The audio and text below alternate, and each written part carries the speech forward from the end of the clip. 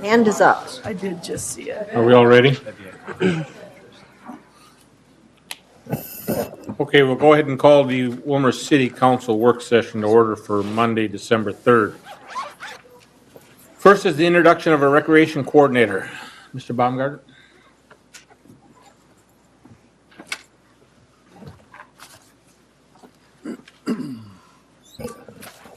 Mayor, member of the councils, I'd like to introduce Eric Banks. He's going to be one of our recreation coordinators. His main goals will be, or duties will be, adult leagues and facility scheduling for us. So he's got a wide range of talents. He's been with the rec department for a very, very long time as an umpire, a coach, an instructor. So we're glad to have Eric on board. Wonderful. I can introduce yourself Yeah. a little bit. Nice to meet everybody. Eric Banks, lived in Willmar my whole life. Married to Andrea. I got 3 boys. I got a senior, 6th grader, and a 4th grader. They all participate in the recreation leagues and stuff like that in town. And like Rob said, I've been part-time with the city for 34 years in all aspects of adult and youth recreation. And hopefully I can bring a lot of good things to the table for the citizens of Willmar and the children. So I don't know if you guys got any questions at all, or? Well, I'll just see if any council members have any comments. Just welcome aboard. Welcome aboard. Just an update. Where are we housing? Where did we find an office? We're all at the Civic Center. Okay. So. Is, Becky's in the front office where the ticket area is. right. And Eric took where I was at. Okay. So he's back there, and then we revamped the skate room. So Ryan and I are back there. Okay. I'm back where Kevin's old office used to be.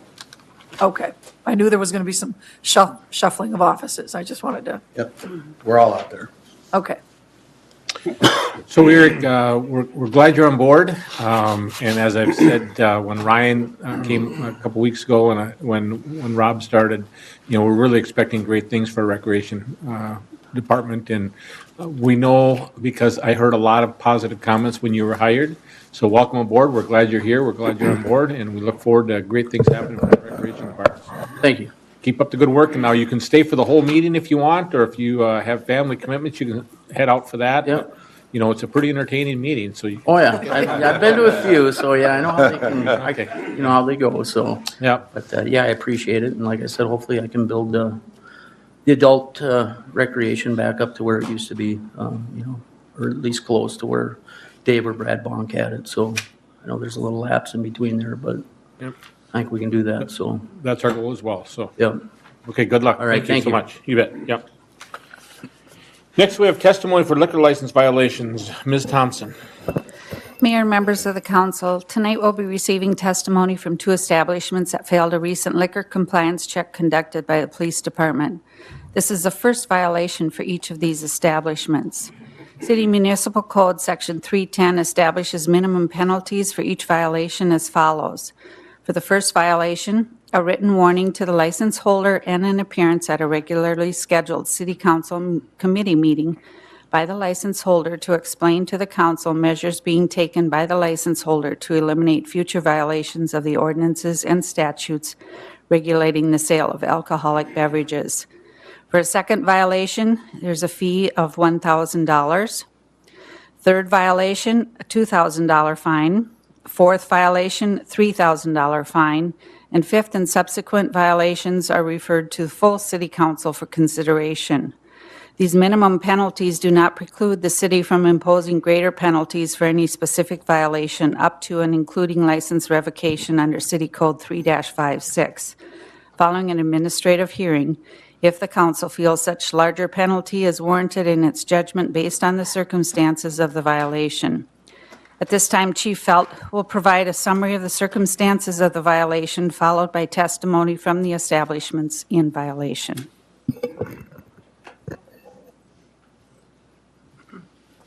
Another rotator.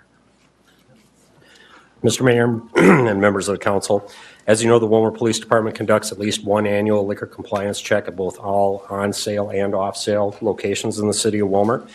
We are fortunate that most liquor sale locations did comply, but we had 2 businesses that failed the compliance checks. The compliance checks are done utilizing an under age 21 city employee, and that individual is given some strict instructions in going to attempt to purchase alcohol from various locations. Some instructions briefly that they're given are they have to use their actual ID. They have to, that which shows that they are under 21, has their actual name, actual birth date on it. They are only allowed to purchase with department funds, things like that. So they're given some very narrow parameters on that. There were 2 locations in town which did not pass the liquor compliance checks this year. One is 1000 Degrees Pizza, and the other was the Golden Palace. And for both of them, within the time frame specified, this is their first violation. So they're both here tonight. Regarding the 1000 Degree Pizza, we'll start with that one. We had on September 13th at 6:30 p.m., we used a 20-year-old underage Willmar Police Department employee. He went in, ordered a beer. The employee there checked his ID, served him a beer anyway, and then when the officer confronted him after that, the employee believed that they had misread the ID as saying 1996 instead of his actual birth date on there, which would still be under age 21, and the license was marked as under 21. So the first person I would call upon tonight, if it's acceptable, would be Carl Lindblad from 1000 Degrees Pizza to speak with you. Mr. Lindblad, welcome. Welcome. What we have changed since then is we've had everyone double check it. So the gal that actually failed the check, she was running our oven section, which gets to be very busy at that time. So she did look at it, but she obviously didn't see the under 21 that shows right beneath their image on the license. So since then, she's went back through the license class that the police department holds, and then we have a second employee on each shift that will double check a alcohol license sale. So we're still checking all the IDs, but we're having 2 people look at them instead of 1 person in the attempt to slow things down and not have that one individual that can be kind of feeling a little bit frantic at the oven end, not trying to burn pizzas, to overlook something with the severity that an alcohol violation could lead to. So that's been the changes since then. We have also looked into little ID scanners. We have not purchased one of those as of now, but just been double checking with 2 different people. Councilmember Nelson? No. Oh, I'm sorry, okay. Any council members have any questions? Councilmember Plowman? Thank you, Mr. Mayor. Well, I guess I'll just speak for myself. I appreciate the fact that you took a proactive approach in taking a look at the problem and deciding, okay, what are some in-house things that we can do to solve this problem, avoid the problem in the future, instead of maybe just showing up for showing up's sake, so to speak. So it sounds like you have like you take it seriously, and like you have a proactive approach, and I personally appreciate that, and I believe others on the council appreciate that as well. Thank you. Councilmember Christensen? Thank you, Mr. Mayor. Just a point of order. I believe when this was set up for them to speak to us, it was to a committee.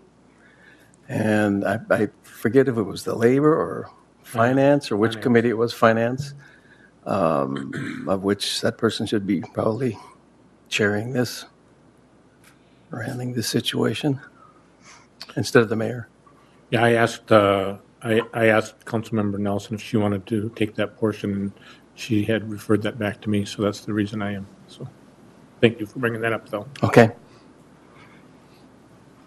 Anything additional? Again, I just want to thank you for coming, as Councilmember Plowman did state. So is the employee still working for you? She is. She's actually one of our better employees. That's kind of ironic as that ends up being, but. Anything else from council? Councilmember Maskey? Thank you. I always say this when people come, I say, I love it. I love your business. I ate there for lunch today. I don't want to see you here again. So thank you for making those corrections. I don't want to be here again. So, Thank you. at least not for that. Yep. Thank you. If I may, just ask you a question. You mentioned a scanner. I'm curious what the scanner costs. Some of them, though, they vary like wide ranges. You can get over thousands of dollars for them, and some of them are in a couple $100s. So it depends. I don't know if they're beatable, the scanners. I haven't looked that far into them. I just kind of quickly did a Google search of what options are out there, and a huge variety of ranges, as well as different state IDs popped up. So certain states wouldn't work on that. So just relying on a scanner itself, there could be flaws in that method as well. So I too would just like to say thank you. I enjoy your pizza and I appreciate, it sounds like you have sent your employees through the training that was available prior to this. And so the repeat, so I'll just say thank you for the information that you shared with us tonight. So thank you. Thank you. I'll hand this portion of the meeting off to Councilmember Nelson. Go ahead, Chief Felt. Thank you, Councilmember Nelson. The second business that was found not to be in compliance was the Golden Palace. Detailing that incident, it was also September 13th, 5:55 p.m. Same 20-year-old employee went into that business, ordered a beer. The individual that served him did not ask for any ID, and when questioned, thought that he was over the age of 21. So, and just to note also that the Willmar Police Department does offer the SERBA training that gentleman talked about here, the first Wednesday of each month from at 3 o'clock. It lasts about an hour. So if anybody's listening on that, that's a free thing. So, and at this time for Golden Palace Restaurants, I would call Ms. Myrong Chen. Forward, please.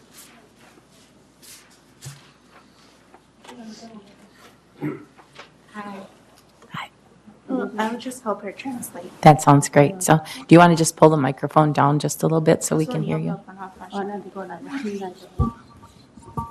Thank you. My name is Meilong Chen, working for the Golden Palace Restaurant. 然后就是那天我 So that day. 就是没有发现那个人。I thought the guy asked me for the drink. I didn't know. I thought he's old enough for the beer, so I. 然后我就给他酒了，就是。So she gave the beer to him. 因为当时我没有。Because that time she did. 我看那个人就是很老了。That boy man looks old enough. Could you repeat that? Because that's when she gave the beer to him because that boy looked old enough. Then he looked old enough. So do you have a practice of carding anyone that on the younger side, or you just have you implemented that or done anything with that? Pardon? Can you repeat that? Yeah, a lot of places card everyone. And so I'm just curious if that's something, since this happened, that what have you done since then? 所以从那时候开始，你做什么改变？就是，然后我会更加小心的看那个。就是还有别的改变吗？就是要有别的，就像教训还是什么？教训。就是有那些课还是什么？什么课？哦，有，还没开始上，有那个。So she's like planning to have like in the future like a class. It's like not like class where like the employees. Okay. It's like to give them like a lesson, and then it's like to teach them how to look properly at IDs and other stuff. To give them the habit of looking at IDs. Okay. 然后我会 pay more attention for check out. Okay. So, go ahead. You're done. No, that was what the police chief was talking about that's available. And so perhaps you could work with the police department to make sure that anyone who serves alcohol goes through that class. That is available at no cost. And I know that at the last time we had one of these, we highly suggested that, so you don't have to come back here again. So, but to have a regular practice of reviewing and studying the driver's license. So. 所以他说，就是可以跟警察一位警察有个课，就是可以帮他们，就是让他们知道有那个习惯去看ID。Okay. Councilmember Osmus? Okay, along with you, I would highly recommend that you and your employees attend the class. It'll make you more familiar and more comfortable with checking IDs, you can do that part. So 他说，你可以，他就说推荐你去那个课，因为也是免费的嘛，所以你可以有那个习惯可以去。知道。And for you and anybody else that might be listening, the state tries to make it very simple. 所以就是那个，他们想把那个弄简单一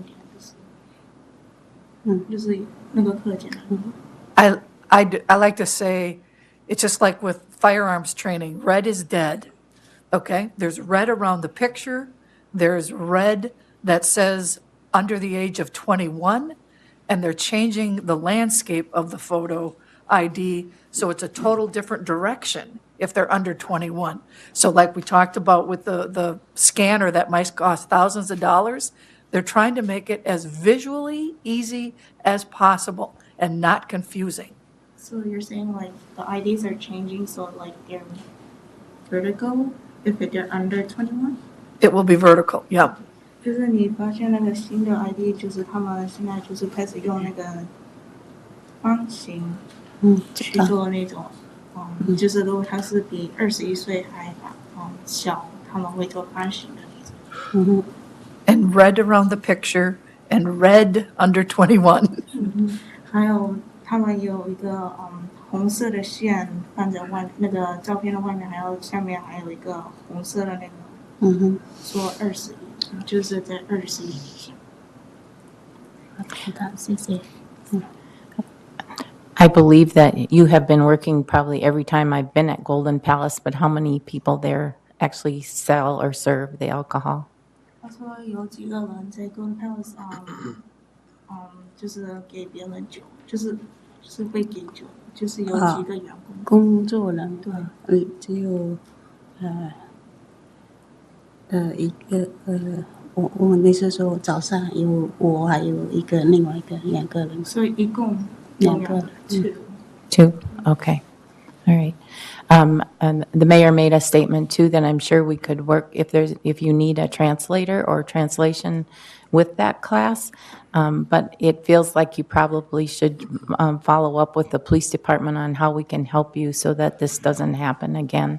And for you to get your servers to go through that training and have, I believe there's some places where they actually have a place that you can reference the driver's license. So if you take one, you can look at the photo and see how what the driver's license, yes, no kind of things. So I don't know if Chief Felt, if you have any other suggestions for it from a translation standpoint or how we could help them.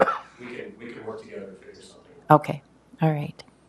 就是他们说你可以跟警察一起，因为他们警察有一个课就是教你怎么看嘛，还要让你更熟悉，还有他说你可以，如果你要可以有个翻译。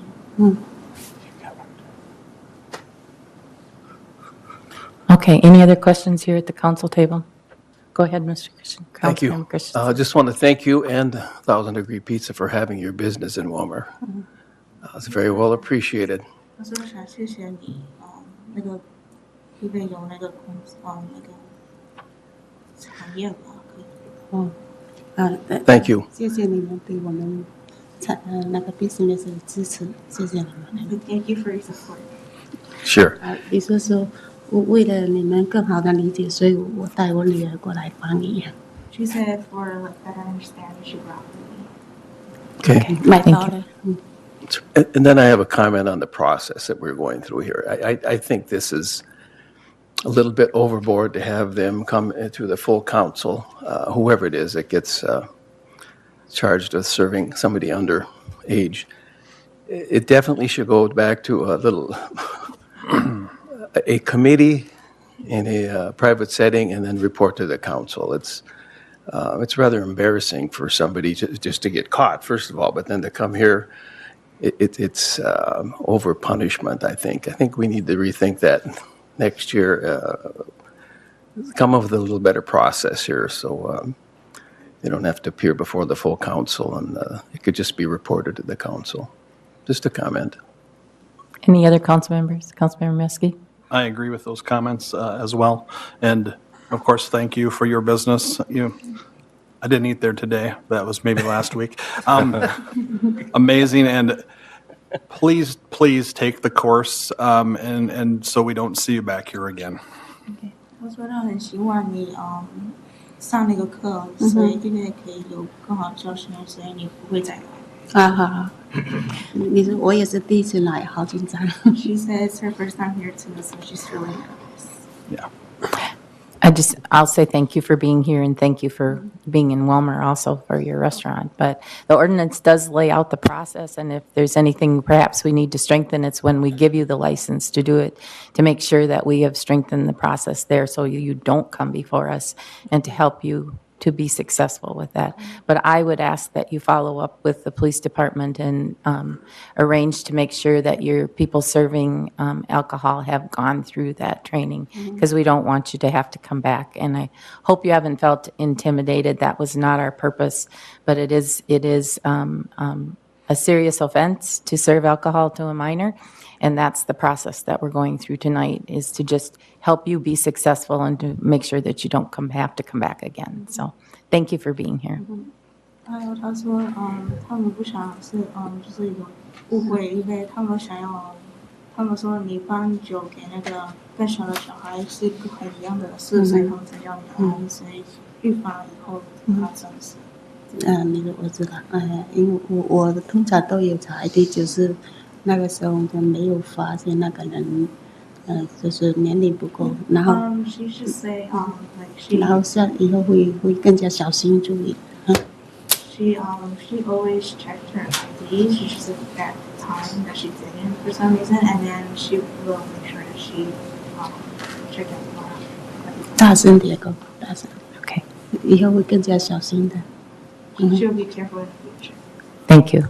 Thank you. 谢谢。Thank you. Okay. Thanks. Thank you for being here. Thank you. Chief Felt, do you have any follow-up you wish to have, or? I do not. If you have any questions for me, I'd be happy to answer. But I would suggest that we work with them to make sure that they are successful with getting through that class. Absolutely. The goal with any of these establishments is we want to walk away without giving any tickets. Yes. That's the ideal goal here, and education is one of our core principles, and we always like to use that option first before a citation. Okay. Thank you. And you two are welcome to stay for the rest of the meeting, but otherwise you are free to leave if you want to get back to work. So.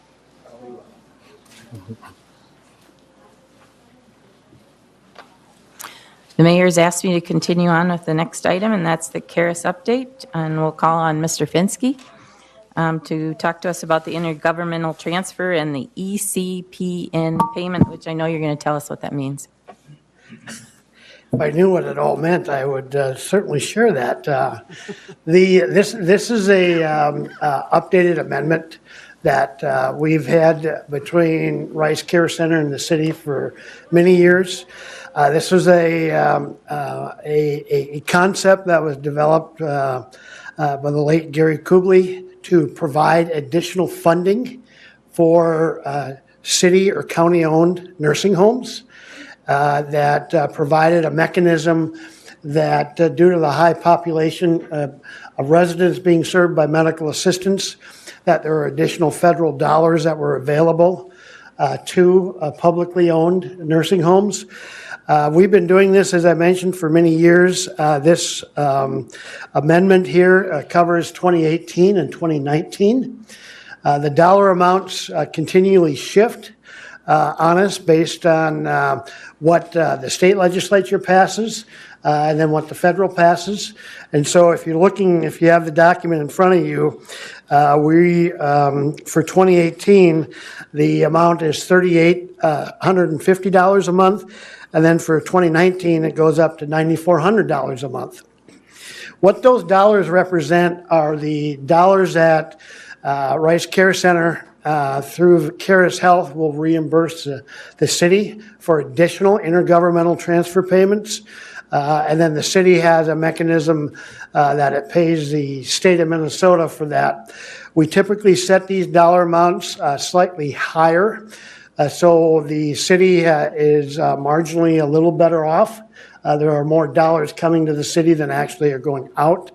That's intentional, not by a significant amount, but it is intentional that they would be slightly higher. And so we are requesting support for this to continue forward for all of 2018 at this rate, and then also for 2019.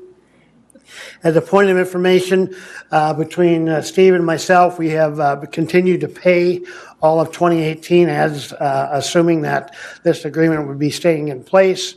And now with, and it's really my tardiness that I have not been here before to get this done to you. But I thought now that we can get 18 done and then also 19 in the same presentation. So with that, I would entertain any questions anybody may have. Any questions? Councilmember Fagerly? Thank you, Councilman Nelson. So what's the difference for 19? Why so high? It's part of it is that it was the funding for 18 was only for 6 months. That we were able to get additional funding. This is one of these things that the state will apply to the federal government for a program like this. Federal government does not have to accept it. This for 2018, I can't remember when the date actually was, but it was a late acceptance by the federal government, so it really wasn't a full year's period for 18. So we're always subject to the federal government, and if they take it up in committee and pass it, we're at the mercy of. I'm not sure exactly. I'm sure there's multiple committees that it goes through. All right, thank you. Any other questions for Mr. Fenske?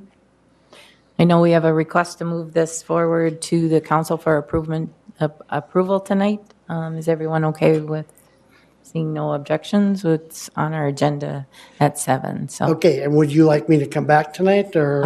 I will ask the council if they think there will be any questions then for you to come back. So, all right. I think we'll allow you to go do your thing. Okay. All right. Well, that would be to go home and rest. I know. Yeah. Okay, thank you. All right. We will move on to the Finance Committee. I think Steve has put together the report that's in here, the City Council Agenda Report. I will say that the mayor and Mr. Okens and Mr. Holland and I have met twice. Actually, the mayor and Ike was at our last meeting just to take a look at the way the budget was presented and the changes that have occurred since then. And I've asked Steve to just kind of walk through how we got to what we did tonight, and then to share with us what we need to do next. So. Mr. Mayor, members of the council, we've talked many times in our monthly report and in the budget process that the city budget and any budget is a working document at any point in time. And the charter requiring the mayor to submit his proposal to the council, there are activities and events that happen, actions by the council that would amend those activities and the proposal that he would put forth in September. The September date is primarily, and the council will be addressing this later in the council meeting, dealing with the tax levy or proposed tax levy for the upcoming year, as well as the total recommended budget. Some of the activities that has happened since the mayor submitted his budget back on September 17th have been that there's been some changes in the building inspection staffing. We've had a retirement, or matter of fact, we've had a number of retirements in the city. The second item is negotiations on the school resource officer with the Willmar Public Schools has concluded and changed since when we initially put the budget forth. Another item has been that the successful completion of the reorganization of the Community Education and Recreation Department, now the Willmar Parks and Rec Department, with some reorganization and staffing level changes. Another fourth item would be the completion of the health insurance enrollment. Part of the process is to track these items and bring them forth to the council so that we can work with amended budget at this point in time. As we move forward and into 2019, we will have other items that happen, the council takes action, or other events that happen where we will have to address and amend the budget as we move forward as well. That's just a process that happens with budgets and different events that maybe we aren't aware of at this point in time that come up later. So the discussion, as Councilman Nelson mentioned, is that we did meet to go over these items. There was direction to Administrator Holland and myself to go back to the departments and ask them to relook at their departments and consider some amendments to be able to bring forth to you a balanced budget. That is a requirement of the charter, that you do put forth a balanced budget. And with these items, there were some items that did put it out of balance. In regards to the school resource officer, that money had been shifted over into the non-departmental for that officer and not in the actual police department, depending on where the negotiations with the Willmar Public School went with the school resource officer. So those dollars were left in the mayor's proposal, just not in the police department budget until the council would take action to formally approve that position. So if the council chooses to move forward with that, those dollars would then be recommended to be moved from the non-departmental into the police department budget, thus allowing them to add an additional position. You did have some discussions at previous council meetings. You had some citizens come to you and express their concern and wish to have that. So that would be certainly possible. The other items that you see there in regards to balancing, there was a reduction in the school resource officer agreement with Willmar Public Schools. This reduction was at the time that we put forth the original budget, was budgeted at 3/4 of 3 full-time officers and 3/4 of a 3/4 time officer. That was calculated at their total cost. After discussions and negotiations with Willmar Public Schools, it was determined that the officers actually don't work 3/4 of a year in the school system, but I believe it's like 171 days, and that discussion then lowered the amount that they would be required to reimburse the city. And the council has approved that agreement with Willmar Public Schools. So that would be a reduction in that anticipated revenue of a little over $100,000. The second item that you see there on your Okins, committee. can I just stop you there? So if I understand correctly, we have agreed to that we need to reduce the 101, but in the motion that we approved that contract, what do we have in there regarding that other resource officer? We sort of verbally agreed to that, but what's actually in our contract? I don't know if Mr. Holland can speak to that with the number of officers that we've agreed to. Councilman Nelson, and I would ask the police chief Felt to correct me if I misstate anything here, but I believe the police department No, it's okay. is presently covering that agreement. And if the funding would not come through, would formally take some action to have discussions with the school to determine if they could continue with the staffing level that they have. I think they are covering that additional officer that this would fund within their present staff. And so this would put another officer back on the street and allow them to continue that service to the Willmar Public Schools. Okay. I just wanted to make sure the contract that we had agreed to, what was in that contract, so. The only thing I would add in there is that that contract that we agreed to, we can give them notice at any time, and I believe it's 60 days. Is that right, Chief? And then remove an officer if we determine we cannot financially support that. So that's an important part of the contract. The intent was to put the officer there, correct? Yes, I believe so. With the school? Yes. Correct? Okay, thank you. Okay. The next item listed in your committee action form then talks about the reorganization of the Community Education and Recreation Department with actions that the council has taken to create a project manager's position. That project manager is assigned to do a number of the park projects and other projects throughout the city. It also created a recreational director position and also 2 recreational coordinators positions, which one of them was at the meeting tonight and was introduced. Those 4 positions were basically replacing the arena manager's position, which will not continue, and our community education recreation reimbursement agreement with the school, which funded 1/2 of the CER director and 2 recreational or program directors, 1 for adult and 1 for youth.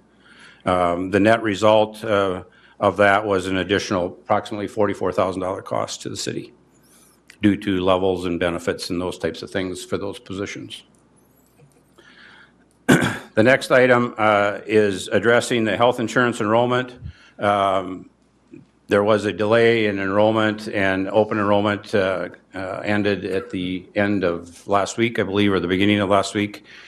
So we had projected an estimated amount of premiums based on our current enrollment, and the human resource person has been before you to present that to you a number of times. We had planned on roughly $2.2 million of projected costs for the personnel cost. The enrollment cost with people or employees changing positions. We've had 5 retirements, so we've had some employees hired at lower rates, so that is a part of the factor. We've had employees who may have been under single coverage that went to family coverage.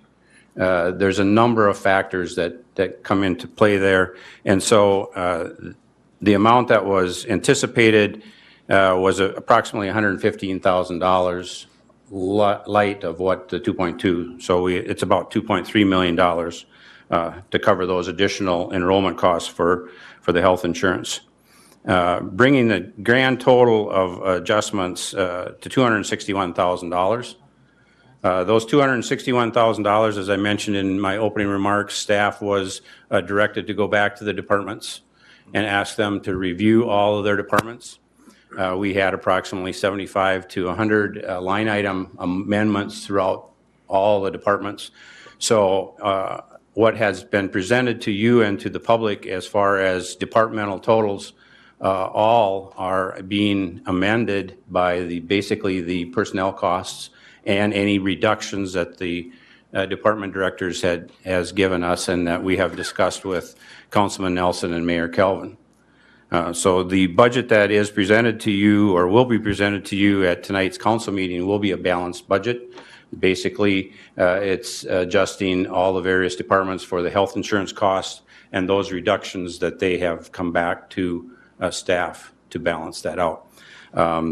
The overall budget as presented to all the meetings, the public meetings and stuff we have, basically will be the reduction of $101,000 for the community service officer revenue reduction. But otherwise, all the other ones are basically internal adjustments amongst the various departments. Okay.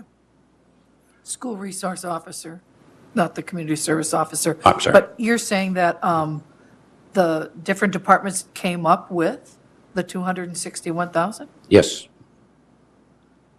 And that recommendation was reviewed. Yep. Okay. Yep. And so the budget that will be presented to you at the council meeting tonight will be a balanced budget, reduced by the $101,000 of less revenue for the school resource officer.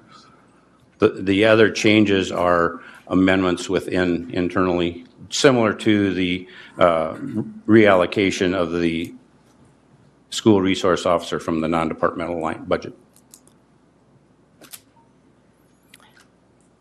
Mr. Oakins, do you know how much more our health insurance, the total difference between this year and last year was? What is the increase that we're in our health insurance costs for this year? I believe the amount was $1.7 million under the old, the enrollment that was at the present time was $1.7 million to the $2.3 million, so roughly $600,000. Change in the healthcare costs. Yes. Okay, thank you. Wasn't it 1.9 previously? I believe it was 1.7. I have the information available, but, and again, that was, we did some analysis to project, because we have, as we were going through the budget process on the health insurance, we had a number of different notifications from our carriers on different rates. I believe the first time it was a 9.9% projected rate with the plans that were in place at the time. I think there was a reduction in that projected increase to 6.9% if the city went strictly to healthcare savings account type plans. And then there were some additional adjustments with the different carriers and different plans that were presented. Go ahead, Councilmember Christensen. Thank you. Would you say that's the largest increase we've seen from year to year in your time here?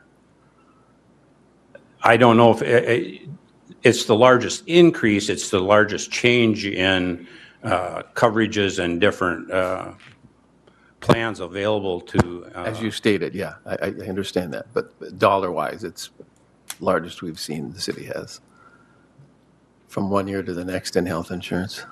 I would say dollar-wise, yes. Councilmember Meske. Will we see, and I applaud the efforts to recover the $261,000 shortfall.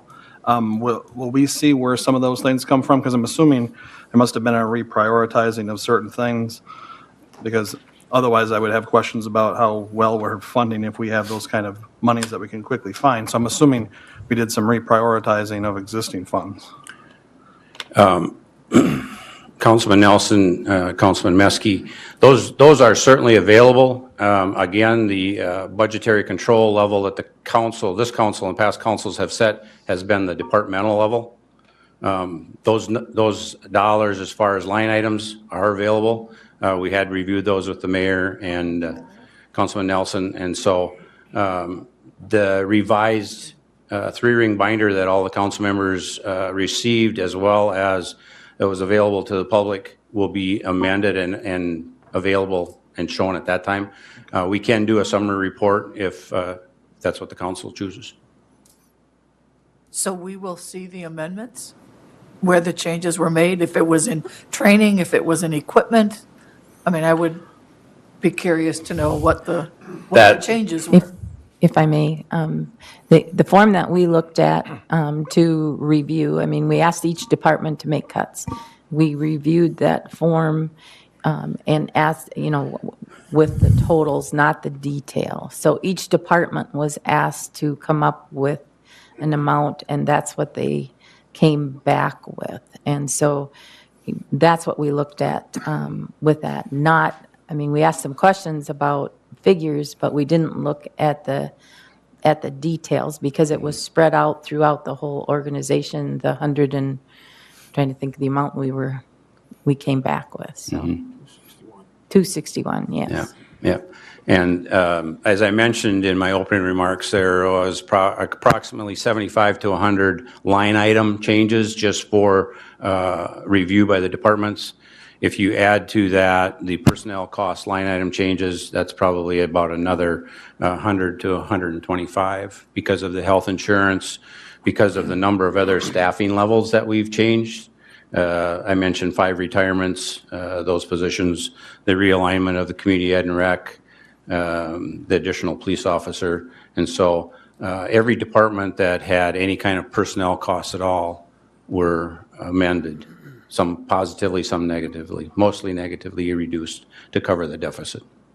But that information is certainly available, and those line items will have to be changed before the final budget document is printed. There was a substantial dollar amount that was found that was in error in adding up some totals, and so that did change did change, some of that also, so.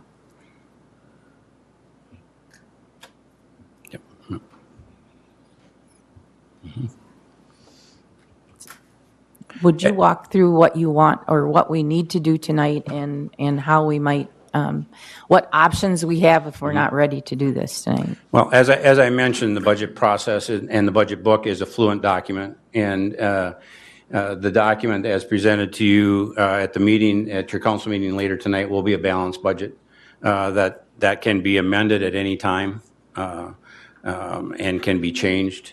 And so, and we'll have some changes as we customarily do. But the budget as presented to you at your truth and taxation hearing, or will be discussed at your hearing later tonight, will be two actions. One is to set the property tax levy as proposed, and that is not being proposed to be changed. Again, it can be lowered, it cannot be increased. And then the budget in total will be presented to you in a resolution for your adoption as well. And then moving forward from that point forward, the budget book will be printed, available, and put online, available to the public, and then will be reviewed monthly as we give our monthly report to the council and the finance. Questions? Councilmember Christensen. Thank you, Madam Chair. I noticed a line in here that says there was discussion about the building inspection staffing, but due to the nature and level of activity that drives the revenue, this item was left unchanged at this time. Could you expand on what the discussion was about? And since there was a committee of one, and it wasn't a committee of one. There were four of us in the room, and that is one of the reasons that it's on the agenda for next week's labor meeting, or this week's labor meeting. There were changes in the staffing, and I believe there is some solutions to the changes in the staffing that could bring that revenue back. So that's why we're having the discussion at the labor meeting with that. And it's regarding the state inspection. Mm-hmm. What would it be? Councilman Nelson, members of the council, the discussion in the building inspection centered around the amount of activity that is actually not only going on presently, but has happened in the last couple of years, and some of the historical revenues that have come in. This one line item is dependent a lot on the economy and the amount of activity that Willmar is experiencing or has experienced. And so depending on that activity, and we know of some major projects that are on the horizon, it was felt that this amount is depending, again, as it's stated there, depending on the nature and the level of activity, is a best projection that we could come up with. The past couple of years, those revenues have exceeded that. And so without the ability to maybe do projects for state and that type of, those revenues may, depending on what's being discussed or what agreement, may go up, may go down. If we, depending on that level, could be reduced, but if the amount of activity goes up, which we know of major projects, it could even itself out. So that's why the discussion was to leave it where it was projected at the time that the mayor presented his budget, due to the number of activities and the outlook for Willmar as far as the growth, economic growth, which is good. but we'll be voting on the budget tonight, passing it, and then discussing it at the labor meeting. Kind of cart behind the horse. If I may, the thought is that there is enough activity that even if we don't take steps to get someone in position to bring additional revenue in, that we probably don't have to cut the budget just because of the projects.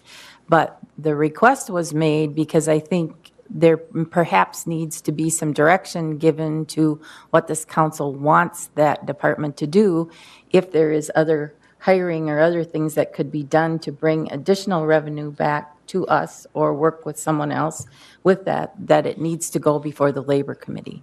And so there are two different I mean, I hear what you're saying, but I think that the comfort was there that we can probably keep that figure in there because of the activity that's going on right now, but that we need to be brought up to speed with what it is and what our options are and what direction we want to give for the future in that area, if that makes sense. It makes some sense, but I mean, we've known about this for how many months? I mean, almost the whole year. And now we're waiting till the last meeting in December to discuss it, and I'm not going to be on the council next year. And I'm in the construction business. I'd like to be part of that discussion. So we will have that opportunity on Wednesday. I don't disagree with you, but I think just to adjust the budget right now and not to provide direction with what this council wants to do next year, that's our opportunity on Wednesday to have that discussion and to hear the detail with how we got where we are and what opportunities do we have and what do we want to do about it. But from a budget standpoint, the revenue can probably be maintained in a different manner, and so that's what we're talking about tonight. I would hope in the future that this council would discuss these things ahead of time. I mean, it's the last minute. For the last 2 years, we've discussed so many issues at the last minute. I can see why the public would be disappointed in what we've been doing. I mean, it's just, it shouldn't go on that way. I mean, this is an elected council that somebody's got to take the lead here and push these issues ahead of the last minute somehow. But yeah, I understand what you're saying. It's just, but the discussion, you were there, but we weren't. That's why I asked to expand on what's going on here. So I understand more fully now. Thank you. You're welcome, but I want to take this opportunity to say I agree with you on this subject, and that's why the labor meeting is important, and to have that as soon as possible to provide that direction and request. So, okay? Councilmember Meske. This is probably why we really needed to have a finance and a labor committee.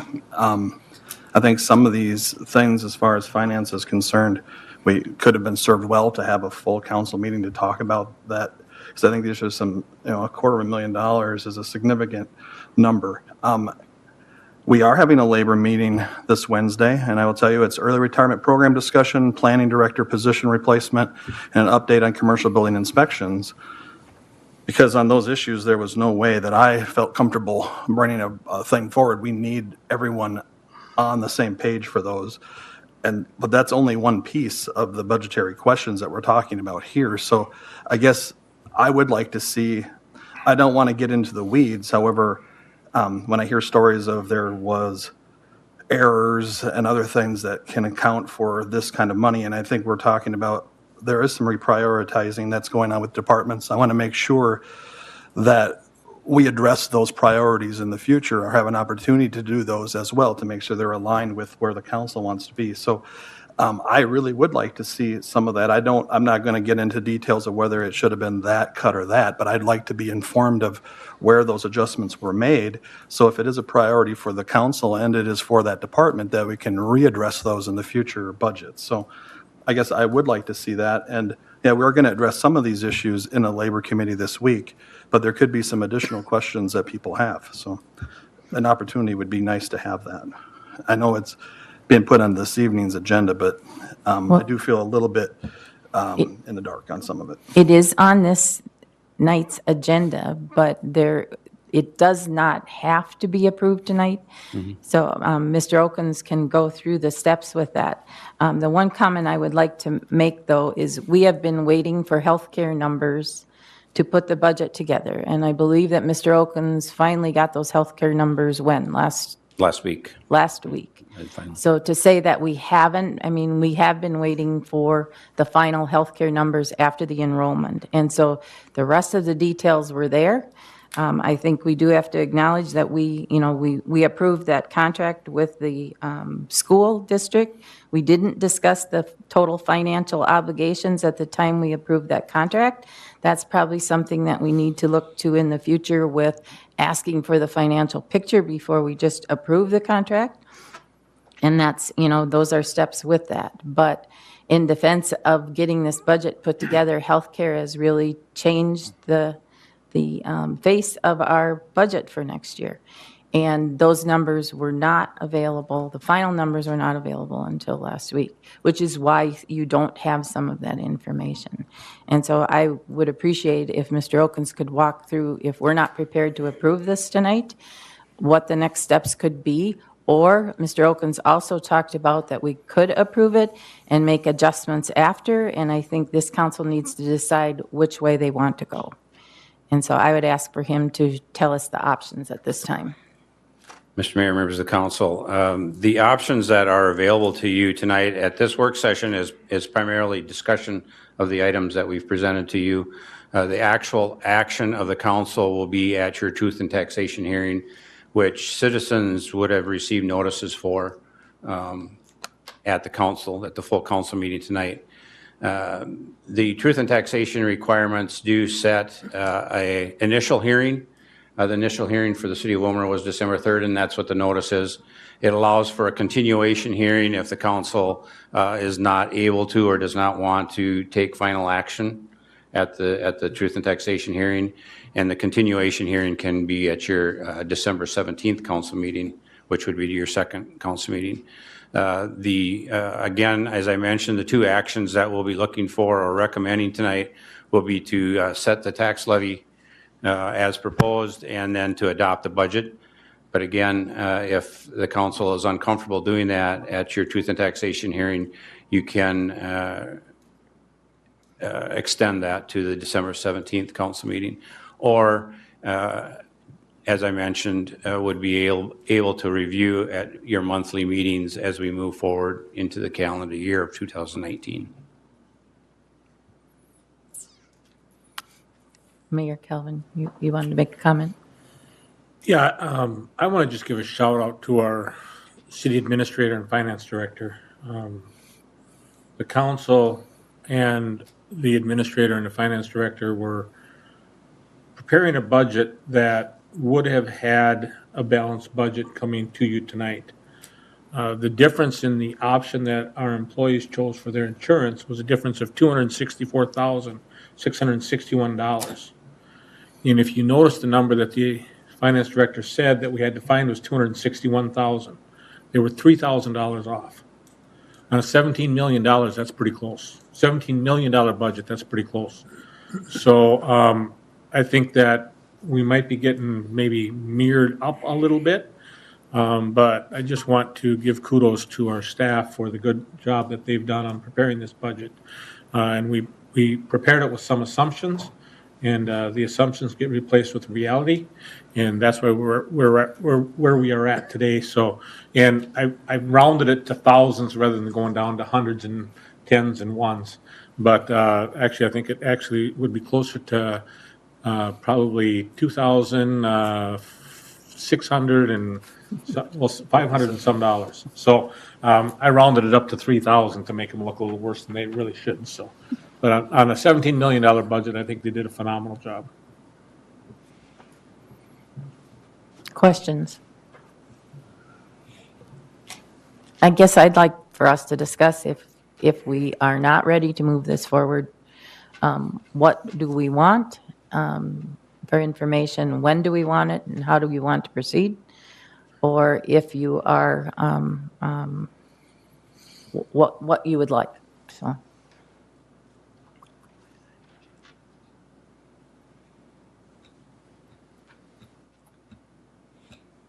Councilmember Schwantes. Thank you.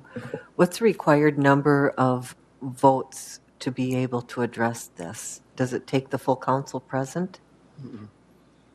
For the truth and taxation? For approving the budget? Mr. Mayor, the budget is adopted by resolution by your charter, and resolutions just require a majority vote, simple majority.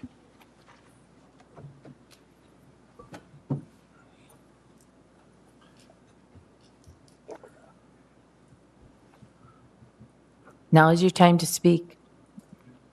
Go ahead, Councilmember Plowman. Thank you. I think it would probably just be a good idea to see some of those line items just to make sure that they correspond with what is supposed to be our our vision for the coming year, and just to make sure that there's nothing that anybody's diametrically opposed to. If there's any way that could be simplified or put together, I think it maybe put some people at ease. So the document that we reviewed this morning was by departments. We asked questions to make sure there was nothing major in the amounts that reflected training, that reflected, those types of items. And so we did take a look through that. No personnel changes. No personnel changes. These were things that the departments went back and looked at and said, we can adjust to that point. I think the budget is also a working document. And so as we make changes in departments or we make changes, that's what happens with our CIP. That's what happens with other areas of the budget. We will be coming back, and if that's something that you want to review, that is something that certainly can be done. We tried to not go into each department and pass judgment on them other than to carry the message that this was to make sure that we are creating the most efficient and opportunities for staff to still do training and work within those guidelines. Okay. Yeah, I guess the direction I wasn't thinking like a box of pens or a ream of paper here and there. It was more just kind of like Department levels? Yeah, more just like this, and this. That'll get us there. And it helps to more easily wrap our brains around what's going on without making sure that we're not shifting gears or changing lanes radically. Okay, Councilman Reski. I think we're asking for the same thing. I would concur with Councilmember Plowman as well. I don't think we're passing judgment on the departments. It's simply that we want to make sure they're aligned with the priorities. And if we are now going to move, if some of these dollars were moved out of something that is something we need to fund, we need to find a way to fund that in the future. But right now, all we know is we asked departments to change a number, and you saw evidence that they had. I guess I'm wondering, at what expense did we do that? And if it's superficial things and it's easily explained, oh, that we did this, that's fine. That's what we're looking for. But right now what I'm hearing is we looked at a thing and the number was lower and we're good. But I guess I'm wanting to know a little bit more because we're talking about a budget that had priorities that were there, and now we want to confirm that they indeed are our priorities. And again, I'm going to let Mr. Oken speak to the process that we went through and the items that were reviewed. And I did not mean to minimalize the departments with how we looked at that information. But I think the other thing to know is the department heads are the ones who put those budgets together. Okay. Mr. Mayor, members of the council, the number of items, as I mentioned, were somewhere between 75 to 100 different line items throughout the entire budget. As Councilman Nelson mentioned, there was one line item that was a typographical error that one department found in the $100,000, so that the majority of it. All the other line items are basically $10,000 or less. And most of them are in the 5 to 5,000 or less, majority of them. So that's just a summary, but it is available. Councilmember Schwantes. Thank you. What I was going to say is, out of respect for the work that the department heads did and in an attempt to not micromanage that work, if we could see a list of those that were $10,000 or more, that might be a moot point given the comment just made. So, the two that I can just, one was the $100,000 typographical error, was an entry error with one department. The other one would be a $20,000 reduction of motor fuels from Public Works. Again, similar to the building revenues, if we don't have any snow between now and the end of the year, or that's kind of dependent on the amount of snow and what they use as far as that item. So I would think that that department looked at that and looked at the historical line item and how much they'd spent and looked at where we're at so far this year and maybe figured that they could do something with that. Those are the two, and again, motor fuels in the police department. Those are the two main items where the departments looked at maybe they could cut back on costs. That was a $10,000 reduction. Those three, everything else was less than that per item. I have no issue with holding this till the 17th if in receiving additional information for people to review, if that's what the council is asking for, so. Go ahead, Councilmember Metzger. I want to make it clear that I have no attempts trying to micromanage our department chairs. As a matter of fact, I'm trying to do the opposite and advocate for them because I'm sure they didn't want to cut anything from their budgets. And we forced it upon us, it was forced upon them by this council in the shortfall they had with insurance costs. So I want to make sure that the department chairs are very comfortable with what they put forward, because if they were priorities, whatever the dollar amount, if they are things that need to be restored in the future, that we address that. Mr. Mayor, members of council, the departments were given a directive to cut a certain percentage of their budget, and if they could not do that, then the discussion and understanding of why they could not do that was discussed. There are a number of departments, as I mentioned, that have no staff, that there were no changes to because of contractual obligations. Examples would be the assessing department with Candiway County. That department was not changed. I could look at a number of different, but anywhere where there was not personnel staff and the city has contractual obligations, it was not amended. The library would be another example where we have a cooperative agreement with Candiway County and cannot reduce that one. So there are other areas as well. Can I just help, to make it like clear, what we're looking for is, let's make it for instance, maybe it's a $10,000 robot, okay? And that got taken out of the budget because they were thinking that's one thing that they could cut. And then we hear next year that there was an incident where we really could have used that robot, but we cut it from the budget. That's what I'm thinking, is I'm just wondering what got cut. What was it in operations that we are not aware of? That's what I think we're getting at. Okay, so these are not capital improvement items. These are items within the budget, the department budget. So I don't know, Steve, if you can clarify the what are in the department budgets versus what, they're not anything that we looked at in the capital improvement plan. The capital improvement plan, as you mentioned, was not touched. It was not amended in any way. So that remained as is. I can give you an example of one department that had a total of $6,000 reduction of 10 different line items. That's an average of $600 per line item. I mean, most of the items are small. And so it's certainly, like I said, this is available. Again, the department directors were given a direction to review their departments, try to target a certain percentage. If they could not, then be able to have discussions of why they couldn't. And so we had that. So.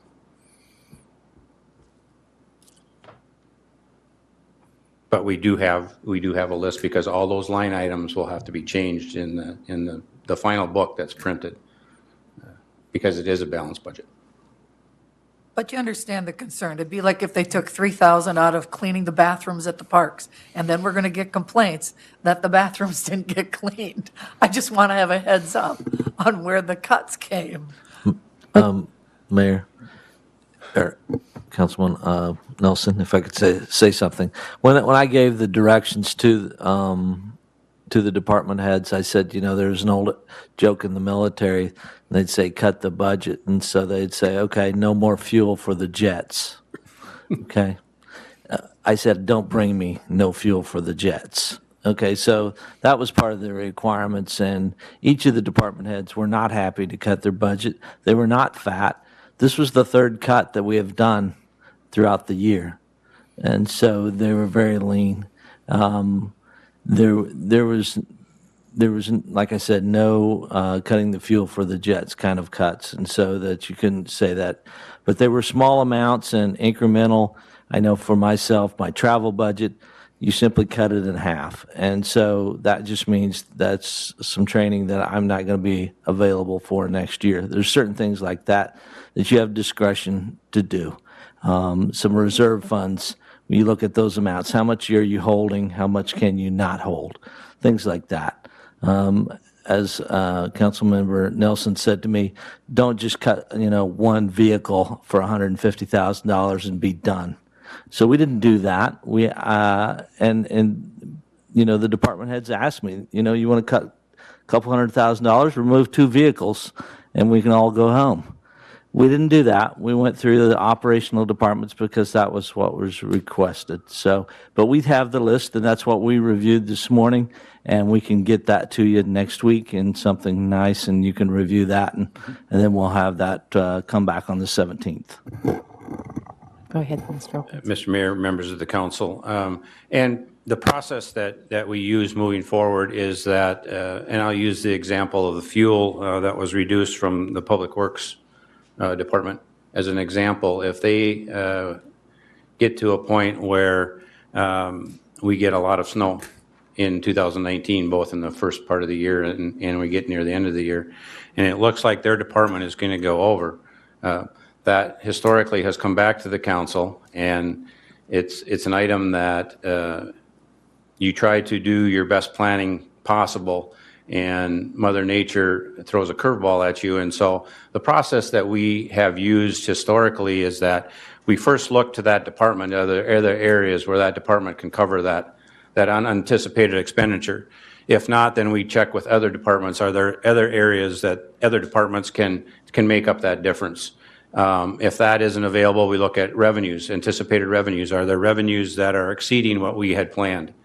And if that all fails, then what we do is we go to the reserves, or we haven't had to get to that point, but capital, maybe there's a capital item that's either coming under or hasn't been spent yet, and so we can cover that unanticipated operating cost. That's the process that we kind of trickle down as we get throughout the year in reviewing the budget, and it's important for the department directors to review those budgets as we progress through the year. So, Mr. Wilkins, would you comment? I'm trying to remember the percentage of our fixed costs. We had 3 public hearings, and the second hearing on I believe it's the 18th of September, we presented a PowerPoint presentation where we go through on contractual obligations, primarily like personnel costs, utilities, those types of things. And what we determined to be our fixed, non-flexible type cost was in the range of 83 to 84%. I think that's important for us to think about, because there are cuts, and I'm anticipating that the department directors are going to have to come back and say, we've got a special project, we're going to have to address this. But the reality is that we had to look at how do we make this budget work. And when you look at the percentage of fixed costs that we have, it does not leave much area. And we can't just jeopardize capital improvements or those types of things. I think we all have to look at how can we do this in a little different manner. And I think that was the question that we asked the departments to go back to. Don't cut training, don't cut things that aren't going to create efficiencies, those types of things, but what can we do? But I would also hope that if in their departments throughout the year there are things that are happening, that they will come back and say, we need a budget adjustment. And that's what I think we need to do. So I think that was the message that I heard, is how do we make this work? The levy that we are increasing brings in $275,000. That didn't even cover our health care insurance costs. With that. So we have to find a different way to do this, and I think it's a challenge for all of us, and that's what we asked the department directors to do. That's what we looked at, but I see it as a work in progress. Yes, it's a balanced budget, but I would think that we will probably be looking at more adjustments this year than we did last year, just because we have to. So what are your wishes? Madam Chair, Mr. Mayor, members of the council, there's really no action needed at the work session, but the truth in taxation hearing will be on your agenda at your next meeting. I just want to clarify if there's any more questions, or if there is a consensus of what they want to do at this time. It would be okay for us to have that conversation. And if not, we'll wait till the next meeting. Thank you, Madam Chair. I think we have an opportunity here where we're working together. I think we've got a council that's trying to work with the department heads, and they're trying to work with us. I understand what's being said about micromanaging. I don't want to do that either. You know, we're adults here. We know what we got to do. These are tough decisions. I understand that. It affects our community and the service that we provide. So I would think that the time they took to reduce their budgets, it was a daunting task. So I appreciate everybody that did that. I guess I'd like the process to continue to move forward. I don't know what the outcome will be if we delay. Maybe there's no bad outcome, or maybe it's mute. I don't know, but I'd like to keep this thing moving forward. I'm going to put my faith in our department heads and believe that they did what we asked them to do. Thank you. Any other comments right now? Okay. The one thing that just came to my mind is if you want to analyze the cuts, then you have to analyze the rest of the budget also.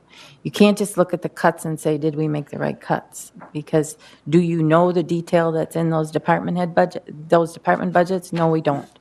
We depended on the department heads to bring it back to us with reasonable, with that. So if we want more detail, then you need to think about all of the detail.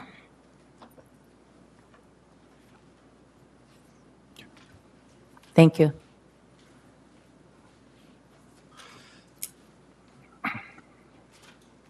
Mr. Christensen, you're up. Did we Councilmember Christensen. Thank you, Madam Chair. Did we skip by the public comment? There were none. One? Oh, okay. There were none. I didn't see any lists, so I didn't know if somebody was going to speak or not. Yeah, Sean and I had a short two-man committee meeting on the phone, and decided that Sean would present the committee minutes tonight. So I'm going to turn it over to Sean.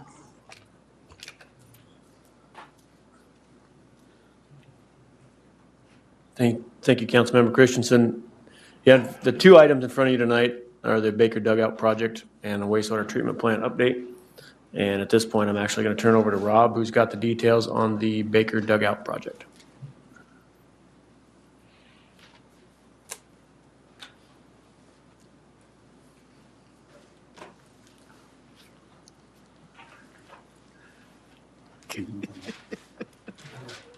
Mayor, member of the council, tonight a project has been brought to my attention once I got hired as the Baker Dugout Project. These are the original dugouts at Baker before the stadium was built. When the construction of the grandstand was made, the dugouts were supposed to be replaced, but funding wasn't in place at that time to replace the dugouts. So now we're looking at replacing those dugouts right now because of the roof. The foundation is all in shambles right now. Would you say that? Definitely. Okay, so we've been working with the baseball boosters. We got Mary Swatsky and Rick Morsetter here that's been working with us on the project. You guys can come up to it because they can have more details of the plan of we've talked to all the users and everything about that, of what type of dugout we want on both sides. They've already going to contribute about $10,000 to the project. They've done some design and the architect work already with it. The project will be about $46,000 to do. And right now, nothing is budgeted for this project. It would have to come out of operation costs from Public Works Department. So we're looking at what we can do to get these dugouts replaced because right now they could be a safety issue. Either that we look at doing them through operational costs, or we will have to look at pushing it back to a 2020 CIP project. I know that they're failing because of the age of them. Maybe Rick or Sean could tell us exactly what you're proposing to do. I mean, there's some drawings in here, but they're, to the average person, it doesn't mean a whole lot. Okay, Rick's worked on it a lot with the layout of the dugouts, so I'll let him speak on that. Yeah, Mr. Mayor, members of the council, if I could take you back on a quick history, we hit a tornado in 2005. That caused us all to have a dream, and the dream turned out to be a better reality than I ever thought it could. And a lot of that is attributable to the park department that you have. That's a department I'm probably the most familiar with, and I continue to be impressed by the things they're able to accomplish and the fact that they're always looking for new things to do. So that's pretty cool. I think the dugouts were there before I came to Willmar, and you can see by my hair color that was a long time ago, late 60s probably. That's when I came, and I think they were there then. When the stadium got planned, you know, we thought we were going to use the original bathroom building, and that got, the stadium actually went over the top of that. And so that had to be, you know, thank goodness it had to be taken down and then a new building built, and we ended up with some soil correction problems underneath the stadium. So that sucked up some of the extra money that we thought we would be able to put into some of the other projects out there. You guys have done a great job. I mean, now we got new lights. I mean, we got a first-class facility. There's one thing left to do, and that is put up the dugouts. I don't know if that's the right number or not. I can tell you what we're trying to talk about doing is the existing dugouts are slab on grade. They got a concrete block wall behind them, and it's actually, over the years, it's just tipped backwards a little bit because of the weight. The roofs are not very good. They're not going to fall down tomorrow. The concern we have is Barry seems to be gaining extra weight, and we think if Barry's going on that roof, he's going through. Okay, but it doesn't seem like it makes sense to put more money into something that's going to be torn down, you know, in a few years, or at least sometime in the very near future. So we got a hold of Phil Anderson, who had a dad that was in minor league baseball, and he loves baseball, and so he helped us put together a plan. And so we've got a plan that's drawn that, you know, puts down footings, frost footings, and we come up out of the ground. The thing that's throwing us for a loop is a concrete wall. We got a block wall plan, and we've not been able to, I don't know that it's overpriced, but we've got prices between $26,000 and $46,000 for that. 60 feet of wall in one dugout and 68 feet in the other. There's a few other things that are involved. Some handicap ramps that we didn't anticipate, and you know, we're looking at some things that you know, we're going to have to accommodate there, but we might be able to do it in a little different way. That's certainly, if you ask me, that's the top number that we could spend.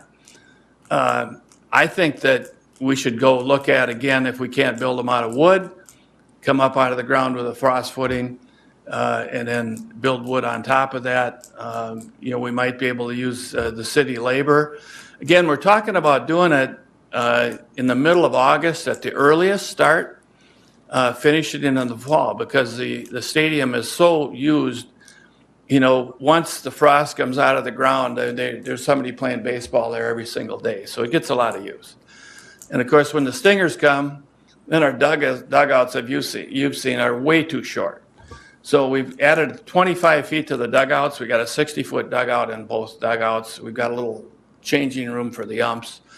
And the dugouts will actually be in the ground 14 inches. And the reason they're in the ground a little bit is simply to provide line of sight off those decks so that you can see the third baseline. And you'll be able to stand up in the dugouts. And currently, they're pretty short on the backside. So we'll have 7-foot standing room on the backside of the dugouts. So I think they're well planned. They're well engineered. We've gone through the structural engineering requirements and things like that. But Yeah, question. You brought up the Stingers. That was going to be my question. Have they been approached and would they be Yes. contributing? No, we have not approached them to contribute. What I would say is when we did the original stadium, for those of you who are here, I think Mr. Christensen and Mr. Fagerly were both on the council at that time. And there was a ton of people that participated. I think the city threw in the insurance money, basically, and some additional funds besides that, probably about $30,000. But the remaining money that built that project out there was raised by a crazy guy named Walt Giselson, who did a really great job of fundraising. People bought seats. Companies bought the scoreboard. I mean, there were many. One of the companies actually redid a storm sewer line out there as just a gift from their company. So there were a lot of things like that happened. We're coming to you with proposing a partnership again between the baseball boosters and the city. And we'd like to put some requirements on that. The requirement would be that we'd like to have exclusive right to the advertising on those dugouts for the life of the dugouts. Now, you might say, well, what happens to that money? Well, the money that we would raise would actually be used to improve the facilities in Willmar, and it does provide some scholarships for kids that can't afford to play baseball. So that's, in essence, the city benefits from the money that's raised from that. We don't have a way to raise money over there now. And it's not bad that the Stingers are in there and they've got about everything you can think of is advertising, which is great. They run a good program over there. But, we have not approached them to do that. We have approached them, though, we'd like to have them sell the advertising so we're not competing with them out there. And we don't have an agreement at this point. We've approached them a couple of times and talked about that, but we haven't told them what we'd like to get for money either.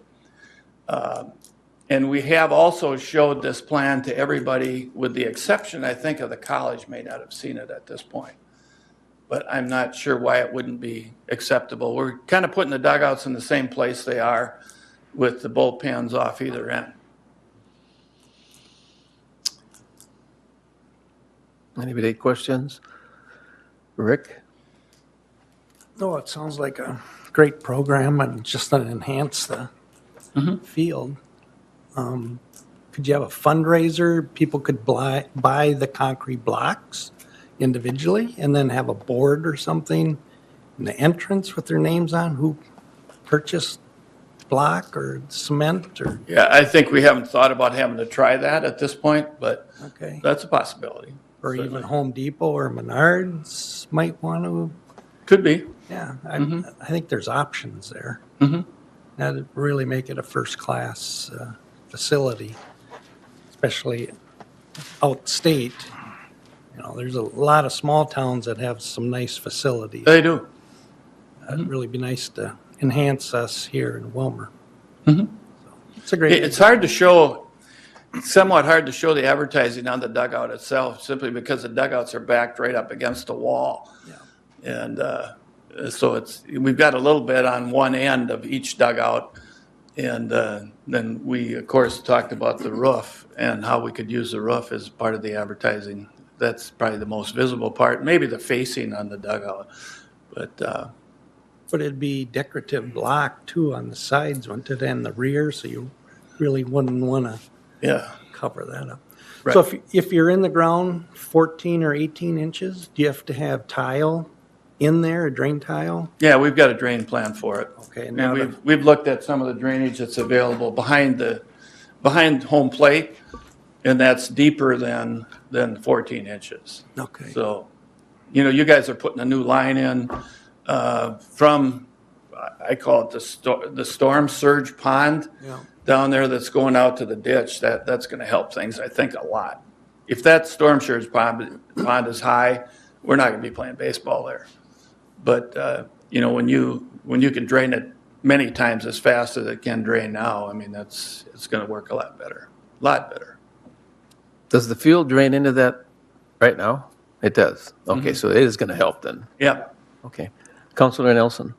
I'm just looking for clarification. I know you guys have been working on this for a long time, and I've listened to it, and I'm supportive of it, but are you just looking for approval tonight to work with our staff to come back with, or are your figures real, or do you have more work to do that you're just looking for the council to say we're okay with staff working with you to try to get this done next year, or what are we looking at? What's the request from us tonight? Well, if you guys said that you want a maintenance-free dugout, then we need to go with block or something concrete probably. If we can alter that and that's okay with you guys, then we can go to a wood dugout with metal on the outsides. I mean, it can be extremely durable, but then we can probably impact that cost significantly. I would say. Especially if we can use some of the city people for labor. We haven't talked to them about that, but we could come out of the ground with frost footings, pour it in the styrofoam forms, and then come up 7 feet above that with our wood wall. Have metal on the backside and the sides of the dugout. The roof can be either metal or shingles, and it'll be a good looking dugout. I mean, it's here's some examples of some dugout pictures that Phil, I think, had, but, it'll be a classy deal. It'll look good. We're talking about removing the fence in front of it, putting up netting so that it'll be more acceptable that way as well. But there'll be protection there. As far as advertising, you could use just a wide fascia at the top like they had on that picture. Yeah, just 16, cool. 18 inches and. Yeah, we're fighting sight lines, so, that's the one we got to keep working with, but it's directed toward the ball players. Yep. Any other questions for Rick? Or? Yes, please. Go ahead. Thank you, Chairman. First of all, I'm for the dugout. Not a problem. I think a little deeper thought has to go in on the advertising rights for the lifetime of the dugouts. Personally. We're being asked to give up something potential there for the city too, I think we would want to maybe put something there that promotes our community. I know other than advertising. So as far as the dugouts, I'm all for it. I would lean towards quality with the block idea. I understand we can go 10. That's just a personal opinion. I'm not crazy about it, but I like the quality idea. I know it's going to cost more, but you said these dugouts are 50 years old or older. I can't imagine you being that old, right? But seriously, I don't have a problem with that, but I'd like to maybe negotiate as far as the advertising rights on the dugouts.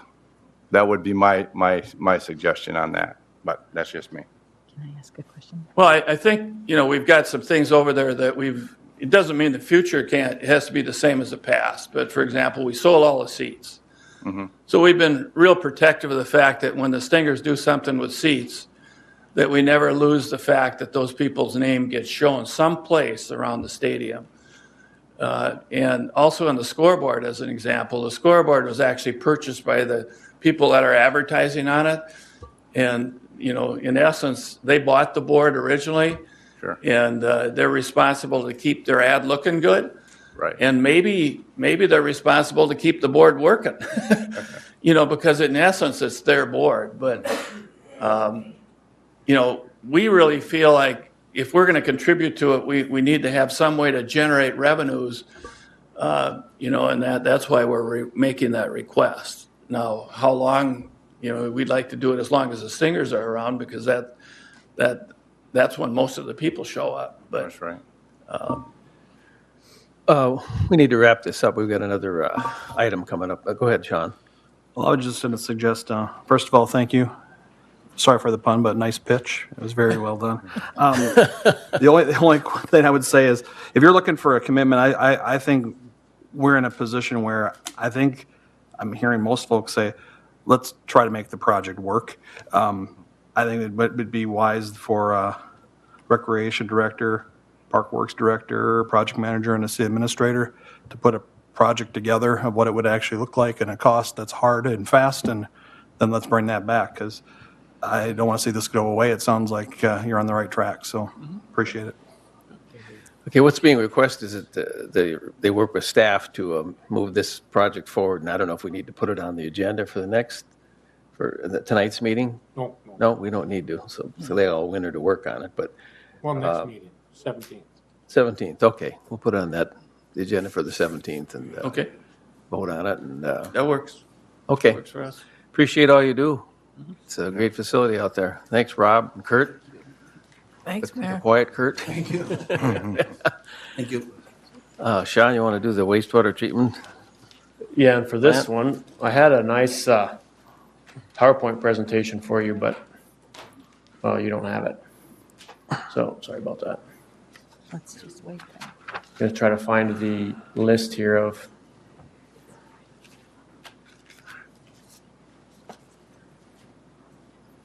items. Because what I'm going to do is introduce Jim Gower is going to come up and discuss these items. There was a 2-page summary list, and like I say, I meant to have a PowerPoint for you, and I don't have that. I apologize. I can get that to you at a later date if you desire, but this list here will give you and give Jim something to go off of here and kind of give you the summary of a year-to-date, if you will, for the wastewater treatment plant, and then be able to answer any questions for future as well. Yeah, we got the list in our packet. Correct. And, I mean, there's a lot on there. I mean, you don't have to hit every line, but.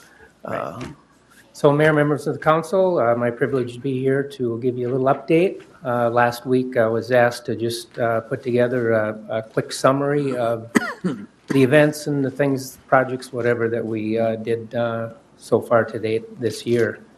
So before you is just a snapshot of some of the things that we do. I mean, we are somewhat a, we have to do the certain things every day to meet permitted stuff and whatever, and so we're staffed 365 days of the year. But this is just an added thing I put together of some of the other highlights to give you an idea of some of the things that we go through. The first list on there was some of the capital projects that we went through and completed this year. And I'll just go through the 4 of them quickly. Overlay of the parking area, the old wastewater treatment maintenance facility, installed new camera and surveillance software equipment at the new site, completed the PCN update and virtualization. PCN stands for Process Control Network, and it's the software and hardware that actually runs all of our wastewater treatment facility and whatever, and gives us an opportunity to see what's going on out in the collection system as well as the plant. It's kind of like having an employee on a 24/7 schedule. It alarms, it notifies us of anything going wrong, it controls pumps, it controls process, whatever. So very important thing. Upgrade is somewhat expensive, but we decided to, as the software and equipment we've had in there since plant was built in 2010.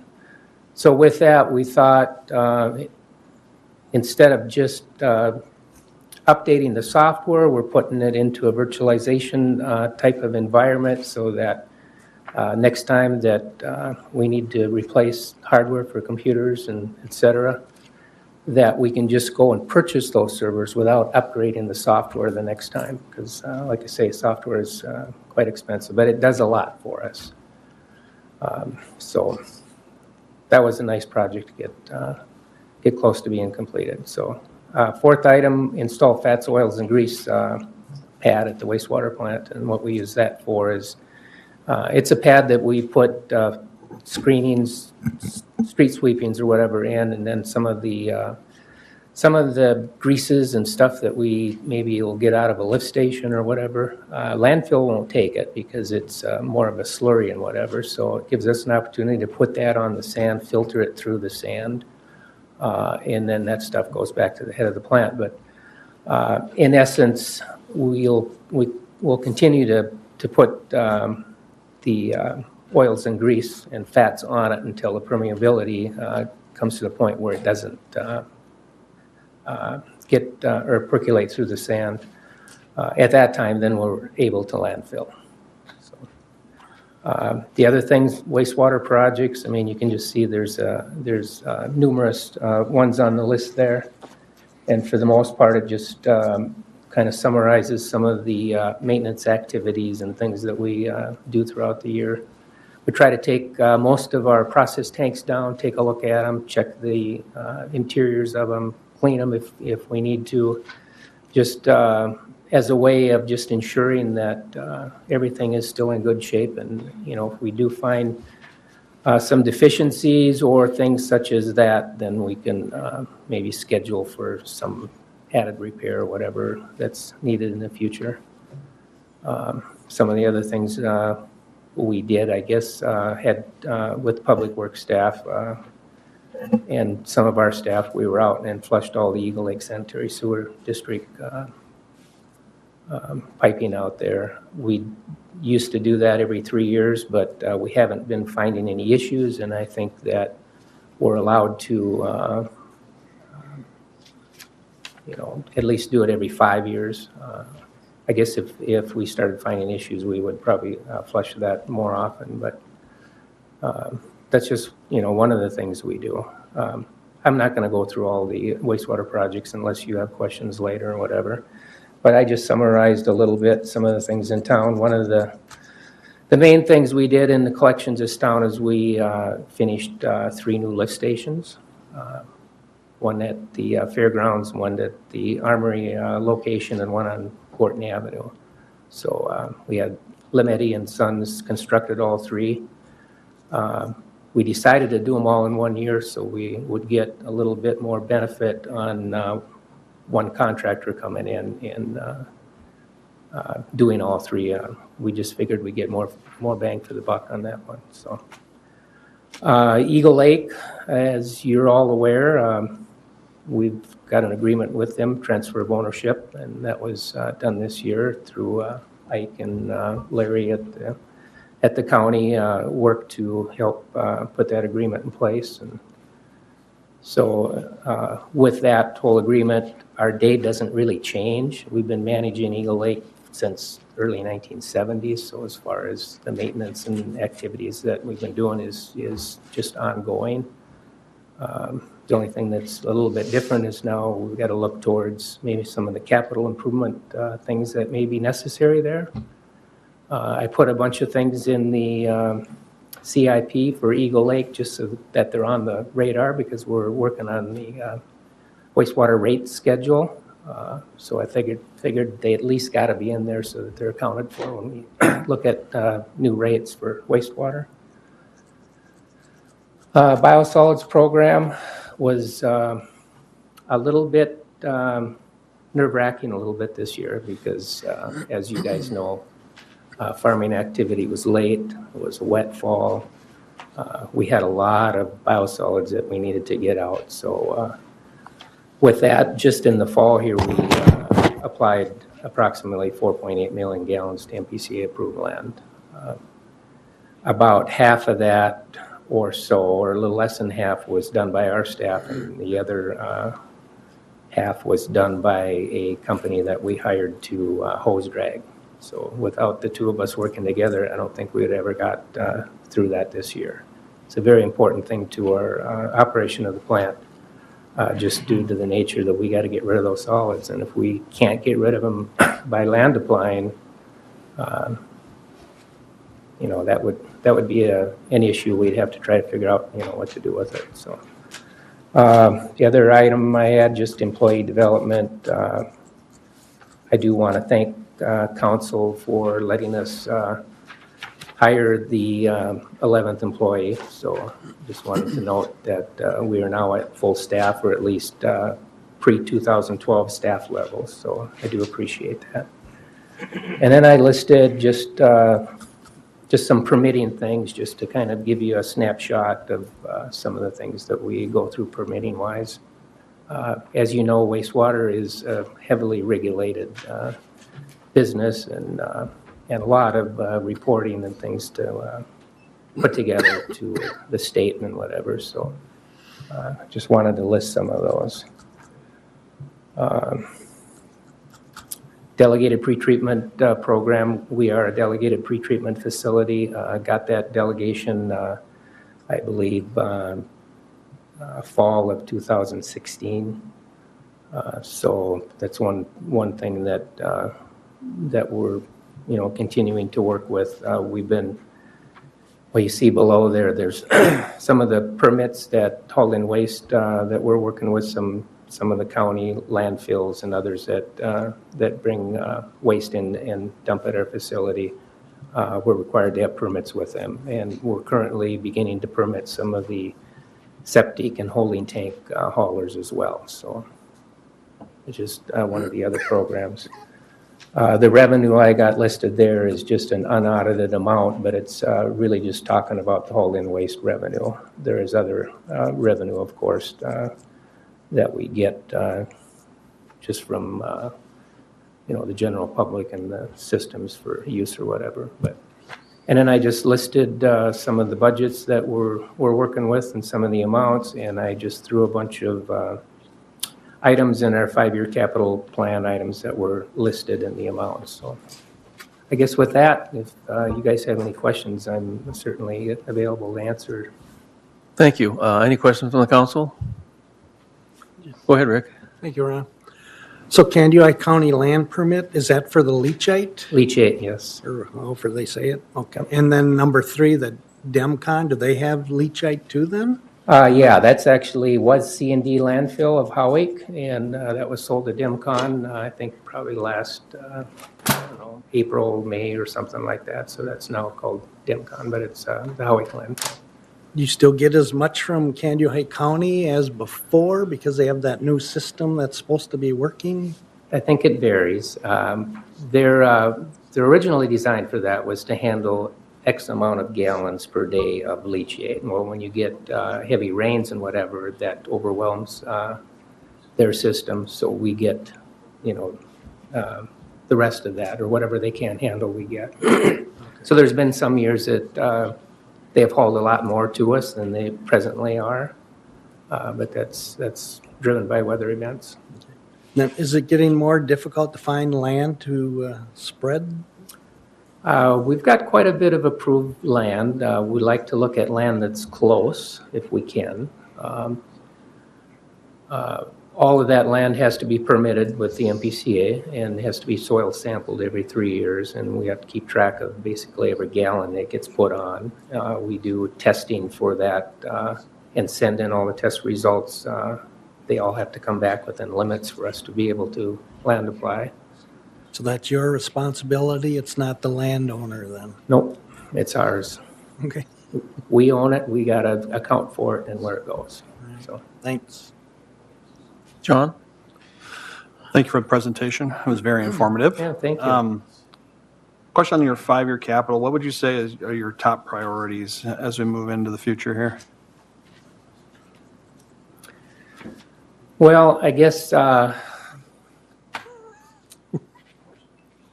kind of hard to say what the top one is. They're all kind of a priority in many respects. The new pumps for Sperryville lift station. Sperryville had new pumps put in, or actually new station in 2012. We've had pretty much nothing but trouble plugging and different things like that. And we put in a brand of pump that allows rags and debris to get up between the pump and the volute. And so it's given us a lot of callbacks, a lot of maintenance issues. And so really do want to do that. The other two on the top there, the generator, the portable generator, that could be a major issue if we get into maybe a heavy rain windstorm and lose power at a lot of stations. We only have one. And with 24 lift stations to serve, it's, I think that is a very important thing. The portable pump with trailer I've got there, that a lot of our new stations have the capability of putting a suction hose in the actual lift station and pumping straight into the force main. So even if there's no power or no generator, we'll be able to use that. And I'm thinking there's other events around the city that maybe some of the other departments could use for stormwater, whatever types of other activities. It kind of goes down the line. Highway 12, lift station, that's seeing some issues. I know there's some issues with pumps. That would be a very good thing to find a way to eliminate if we can. I hate to break in, but we need to take a break here for, before the next meeting. Do you have something else quick? I was just going to ask also, because of biosolids, we had a company that came in, maybe someone else can chime in, that was going to talk about turning biomass into methane gas, and that was going to reduce our stream and we wouldn't have those issues. Did that not happen? That went blowing in the wind. All right. Thank you. So it would have been great if that It would would have have worked been, out, because yeah. if they could have taken it, hey, we'd have given it. All right. Just one quick question. Anything showing up through the system that's not supposed to be there, that's unusual, besides grease balls? No, I guess the only thing that I worry about is some of the higher flows during rains. Higher what? Higher flows during rains, whatever. Okay, during rain events. Yeah. It's overwhelming the system? It could, yeah. The one rainstorm we had in 2016, yes. But as far as capacity, we're good for what? We're good for many years. Many years, okay. Any other questions, council? Thank you. Thank you. Thank you. Thank you much. Thanks, Sean. Yeah, if you got any questions on the minutes of the meeting, then let me know. I guess I'll get you that PowerPoint. Okay. Okay. Nothing else to come before us, we're adjourned.